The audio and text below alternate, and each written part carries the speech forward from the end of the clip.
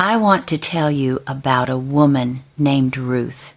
She is 65 years old. She was widowed at 61, and 4 months ago, she transferred a deposit on a flat she had never physically walked into, in a city where she knows no one, in a country where she does not speak the language. She did it with a pension, 11 months of savings, and 2 suitcases. Her daughter had not spoken to her for 3 weeks by the time she boarded the plane. I want to come back to what Ruth told me about her first morning in Lisbon, because it is not what I expected, and I think it is the most important part of everything she said. But first, I want to tell you about the 5 voices, because Ruth did not move to Lisbon easily. She moved in spite of 5 specific voices that told her not to, and I think you will recognize them. Not because you have made the same decision Ruth made, but because most women over 50 know these 5 voices very well. They have been hearing them their whole lives. The first voice was her daughter's. Her daughter is 36. She called Ruth 3 days after Ruth told her the plan and said, "Mom, this is not a plan. This is a reaction. You are grieving. You are lonely.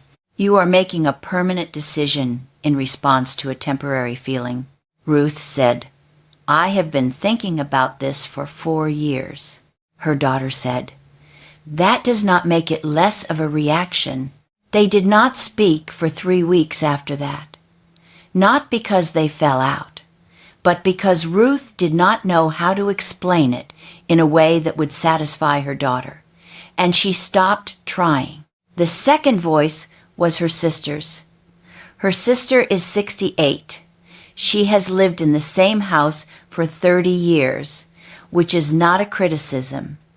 Ruth loves her sister loves Ruth, and her sister said, "You will be alone there. You will be ill one day, and I will not be able to get to you. We are not young, Ruth. We are not as young as we think we are." Ruth said, "I know." Her sister said, "Then why?" Ruth did not have an answer that her sister would understand, not because she did not have an answer, but because the answer was not the kind of thing that lands well when someone is afraid for you. The third voice was her friend Barbara's.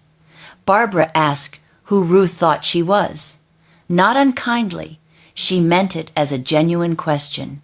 She said, "Ruth, we are 65. As though 65 were a sentence. As though 65 meant the deciding was over and what remained was only the waiting. The fourth voice came from a stranger, a woman in Ruth's book group who had heard about the plan and said, at the next meeting, in front of everyone, "But don't you think you're a little old to be doing something like that?" and smiled when she said it, as though the question were kind, as though she were doing Ruth a favor by asking it. The fifth voice was Ruth's own. It said everything the other 4 voices said, and several things they had not thought to say. It said she did not speak Portuguese. It said she had never lived more than 30 miles from where she was born. It said Michael had only been gone 4 years, and perhaps that was not long enough. It said she was being selfish. It said she was being foolish. It said she would regret it. It said she would be back within a year with nothing to show for it but embarrassment and a smaller savings account. It said, wait until the feeling passes. The feeling did not pass. That is the first thing I want to say about Ruth. She waited for the feeling to pass, the way we wait for something that seems too large to be taken seriously. She waited 4 years, and at the end of 4 years, the feeling was still there. Not louder, not more urgent, just steady, present, still there. The second thing I want to say is about what she had to stop believing. Ruth spent a long time believing that wanting to move to Lisbon meant something was wrong with her. That a woman her age, with people who loved her and a house that was paid for and a life that looked, by every external measure, perfectly fine that a woman like that should not want more than what she had, should not feel the pull of something she could not justify in words that other people found reasonable. She does not know exactly when that stopped being true for her. She thinks it happened gradually. She thinks it happened in the 4 years after Michael died, as she found herself one room at a time, one morning at a time, becoming more like herself than she had been in a very long time. Not because of grief, not because Michael had prevented her from being herself. He had not. But because she was, for the first time in decades, entirely responsible for her own days, and she discovered, to her own surprise, that she was rather good at it, that she liked her own company, that the life she was making, quietly, on her own, felt more like her actual life than anything that had come before it. And what she wanted to do with that life was this. Now, I want to tell you what Ruth actually did, because people imagine these decisions as sudden. A single afternoon where everything becomes clear and you simply go, Ruth's did not look like that. It looked like 4 years of careful, quiet research. It looked like a spreadsheet. It looked like joining communities of women who had done similar things and reading their accounts at 11 at night when she could not sleep. It looked like one visit to Lisbon on her own 2 years ago for 10 days, where she rented a small flat in a residential neighborhood and walked to the market and cooked her own meals and sat in the evenings watching people pass on the street below and feeling, for the first time in a very long time, like she was in exactly the right place. It looked like a phone call with an international accountant. It looked like an afternoon with a solicitor. It looked like researching the visa process, the healthcare system, the pension rules. It looked like being thorough, like treating the idea seriously enough to find out whether it was actually possible, which it was.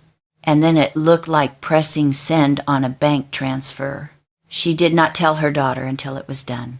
Now, the first morning, I promised I would come back to this. Ruth woke up in the Lisbon flat at 5:30 in the morning. She had slept badly. The mattress was unfamiliar. The sounds were different from home. The ceiling was higher than she expected. She lay there in the dark, listening to the city outside, and she waited to feel frightened. She did not feel frightened. She said something to herself that she has not been able to explain adequately to anyone, including me. She lay there in the strange flat in the foreign city, with no one who knew her within 1,000 miles. And she said, quietly, to no one in particular, "Oh, there you are." Not to Lisbon, not to the flat, or to the beginning of whatever this new life was going to be. To herself. She told me she had not felt like herself in a room for 20 years. She could not tell me exactly when that had stopped being true. She thought probably long before Michael died, long before she could name the moment.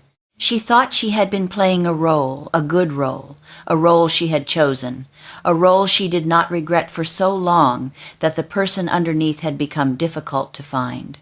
And that in the flat in Lisbon, at 5:30 in the morning, with no performance required of her and no one watching, the person underneath was simply there, not angry, not impatient, not resentful of the years. Just there, waiting. Her daughter called 2 weeks later. They talked for an hour. It was not resolved, but it was a beginning. I am not telling you to move to Lisbon. I want to be clear about that. I am not telling you that the answer to whatever you are carrying is a one-way plane ticket. That would be too simple. and you are too sensible for that, and so am I. But I want to ask you something before we finish. When did you last feel like yourself in a room? Not performing, not managing, not being whatever the room needed you to be. When did you last sit somewhere and feel quietly and without effort like the person you actually are? Because Ruth's story is not really about Lisbon. Lisbon was just the specific. The story is about what happens when a woman decides to take herself seriously, when she stops waiting for permission that is never going to arrive, when she understands that the 5 voices, the ones outside and the one inside, are not saying she cannot do it, they are saying they are afraid, and afraid and impossible are not the same thing. You are not too old. The deciding is not over. And the person who has been waiting for you to arrive is still there. She has been there the whole time. My name is Patricia Hayes. If this found you today, I do not think it found you by accident. Subscribe so you do not miss what comes next. And if you know someone who needs to hear this, pass it on. It costs nothing, and it might mean more than you know.